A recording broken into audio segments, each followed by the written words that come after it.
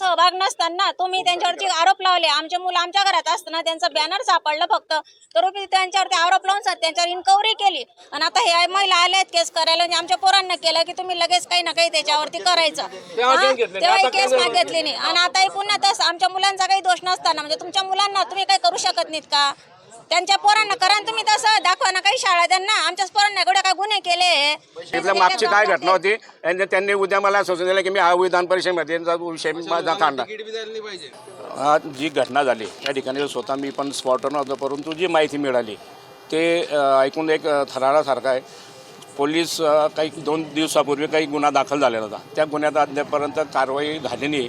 परंतु त्याचा एक असं एका जणाने सांगितलं की तेजस वाघला आम्हाला मारणं आहे, त्यासाठी असेल त्यांच्यासाठी यावा। तर असं कोणी मेसेज दिला आणि तो तेजस भेटायला गेला किंवा माझं कारण काय की मला मारायचं म्हणतात, त्या निमित्तानं गेला आणि तिथे कोणी नव्हतं, तो घरी आला। पण घरी आल्यानंतर त्या ठिकाणी पोलीस बंदोबस्त होता, त्यांच्या असताना घरात घुसून घराची नासधूस केली। बाहेर गेट होते, गेट तोडफोड झाली, घरातल्या महिलांना सुद्धा मारलं, बाहेरच्या ज्या महिला होत्या त्या महिलांना सुद्धा मारलं। पोलीस असताना सुद्धा जर असा अन्याय होत असेल तर हे कुठेतरी दुर्दैव आहे।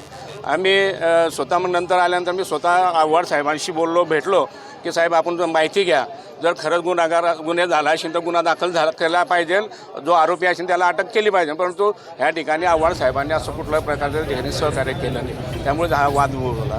आव्हाड साहेबांनी जर तिथे समझोता केला असता की दोघं पार्टीला एकत्र बोलवलं असतं तर हा विषय मिटला असता। परंतु त्या ठिकाणी महिलांना मारवा नव्हते, महिला तक्रारी द्यायला आलेल्या आहे। त्या महिलांच्या जो मेन तक्रारदार आहे त्याला 2 तास झाले बसवून ठेवलेलं आहे, परंतु त्याची तक्रार आता कुठे घेतल्या गेलेली आहे। परंतु असं जर MIDCत होत असेल तर हे दुर्दैव आहे। या ठिकाणी आता पोलिसांनीच नागरिकांचं संरक्षण करायला पाहिजे, परंतु पोलिसांच्या समोर जर कोणी गावगुंड येऊन जर तक्रार देत घरात येऊन मारहाण करत अशी महिलांचे कपडे फाडत असतील